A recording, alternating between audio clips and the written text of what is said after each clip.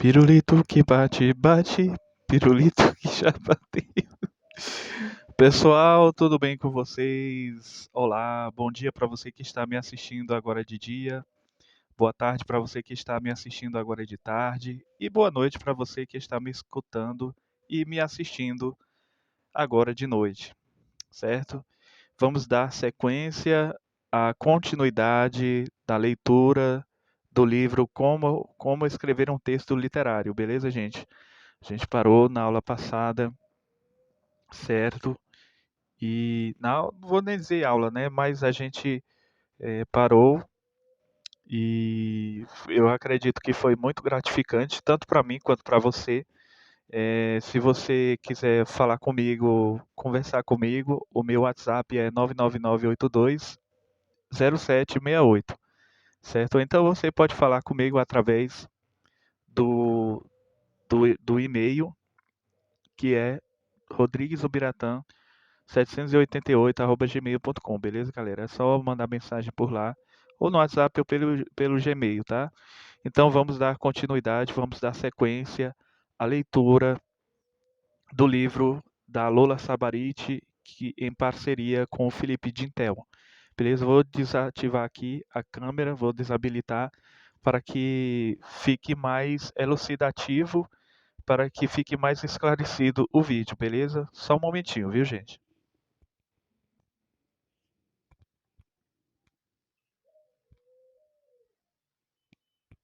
Vamos continuar a leitura. Bem, nós paramos aqui, certo? No tópico 4 do capítulo 2. Agora vamos entender sobre combinação de elementos da cena. Tópico 4. Combinar os elementos da cena. Na construção de uma cena, não é aconselhável recriar os elementos separadamente: moldura, atmosfera e ação. Convém combinar esses três aspectos para que o leitor possa mergulhar em cheio na situação. Exemplo de número 1. Ou seja, primeiro exemplo. Era um cômodo pequeno, com paredes meio descascadas, ostentando uma cor que lembrava o azul. Ao lado da porta, um espelho que cobria boa parte da parede refletia um velho armário de fórmica. Havia uma reprodução do Guernica de Picasso sobre a cama de casal, coberta por uma colcha desbotada, que em outra época tivera desenhos vermelhos e verdes. Duas mesinhas de cabeceira meio desconjuntadas foram colocadas ali para combinar com o cabeçal da cama, feito de ferro e pintado de preto. Tudo no quarto cheirava aguardado. A chuva repicava nos vidros da janela, competindo com o som que saía do velho rádio. A penumbra se esparramava pelo cômodo e um frio úmido penetrava até os ossos. De vez em quando, um vento endemoniado ameaçava arrancar a casa dos seus alicerces. João caminhava de cabeça baixa, silencioso, indo de um lado para o outro do quarto. Passava a mão pelo cabelo repetidamente e lançava olhares de ódio para Pedro que, lentamente, esvaziava o armário, dobrando com cuidado cada camisa, cada agasalho, cada calça, e colocava essa roupa dentro de uma maleta de plástico.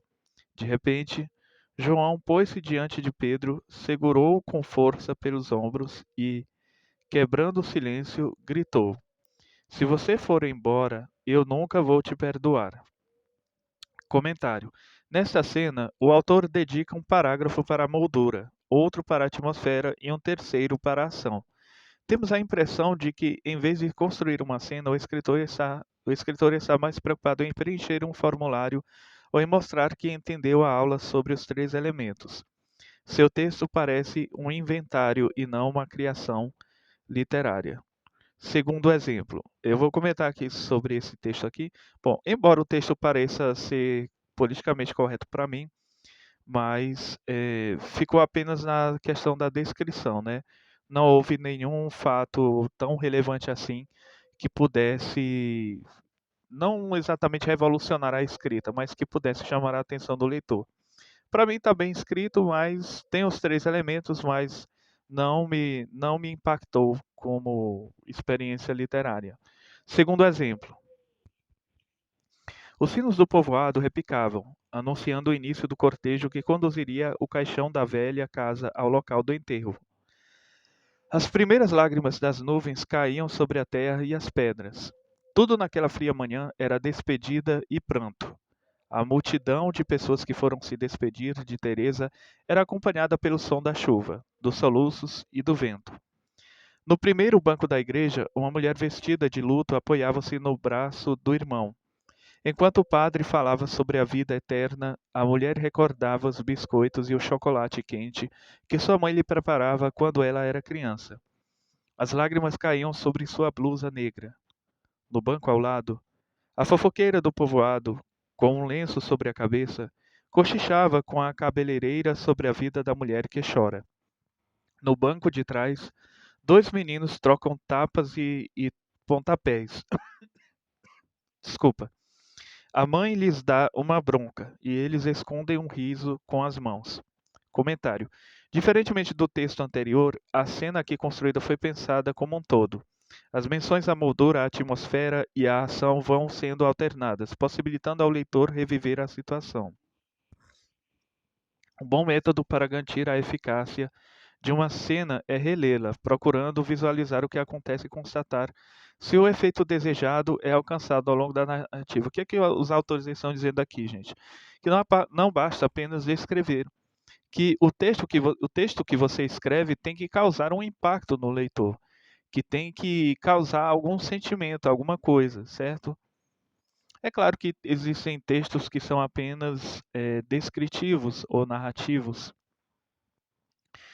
Geralmente a narrativa, esse tipo textual da narrativa está relacionada à ação do personagem, já que estamos estudando esses três elementos que são a atmosfera, a moldura, a atmosfera e a ação, né? Mas a narrativa tem mais a ver com a ação do personagem, né? E o descritivo, o tipo textual descritivo tem mais a ver com a atmosfera, que são os elementos variáveis de uma cena.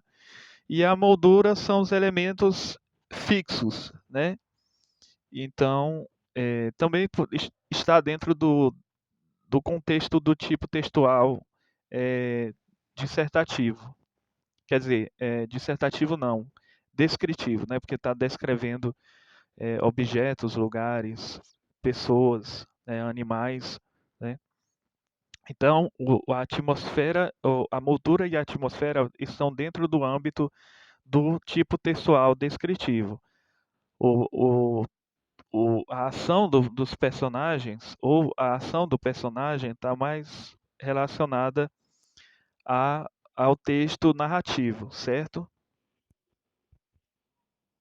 Então, o que é que os autores estão querendo dizer? Deixa eu voltar bem aqui a página. O que é que os autores estão querendo dizer com isso? Que um texto deve ser bem construído e que é necessário você reler o texto para que você obtenha um resultado melhor. Sabe aquela escultura que o escultor vai lapidando? Pois é, sempre existe uma lacuna para se lapidar. Sempre existe um cantinho ali para dar uma raspadinha com a faca, né? Sempre existe um lugar para você lapidar a sua escultura, né? O seu livro é uma imagem, é uma pedra bruta que você vai lapidar e você é o escultor. E você vai lapidar até que fique o mais aproximado possível da realidade, não é? É claro que não existe essa escultura que a gente diga assim, olha, é perfeito, né? A gente diz que é perfeito assim só por força do hábito. Mas não tem essa escultura que chegue à perfeição. A gente fala perfeito porque a gente não tem um senso comum a respeito de escultura. Mas se a gente fosse escultor, se eu fosse um escultor profissional, se você fosse uma escultora ou um escultor profissional, certamente nós olharíamos para as esculturas e certamente nós iríamos assim, poderia melhorar, poderia dar um toque a mais, poderia aperfeiçoar essa escultura.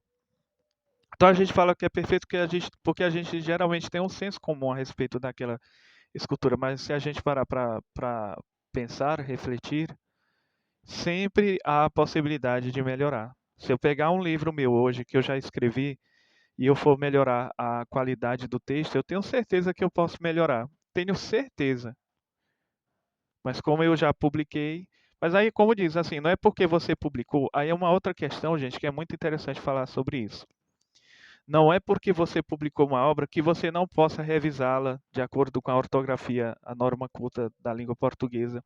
Não é porque você publicou que você tenha que deixar do jeito que está, certo? Por isso que existe no livro tem aquela informação dizendo primeira edição, segunda edição, terceira edição, porque o livro foi editado várias vezes, né? E o que significa dizer que ele foi editado? Quer dizer que ele foi modificado, ele passou por um processo de aperfeiçoamento, até ele foi modificado até ficar melhor, né? Entenderam? Então vamos dar continuidade aqui. Espera aí, pessoal. Opa, capítulo 3. Gente, eu vou deixar para o próximo vídeo para não ficar muito extenso, viu? Vamos abordar sobre o capítulo 3 no próximo vídeo, certo? Eu espero que vocês tenham gostado do vídeo de hoje. Peço perdão se eu estou meio assim melancólico, é porque hoje eu estou com sono, eu ainda não dormi. É claro, eu dormi de ontem para hoje, mas é porque eu dormi um pouco tarde e talvez eu precise daquela soneca da tarde, né? Aquela sonequinha. Mas eu vou fazer um outro conteúdo para nós abordarmos de forma clara e precisa, viu, pessoal? Então, muito obrigado. Compartilhe os nossos vídeos e qualquer coisa, estamos às ordens.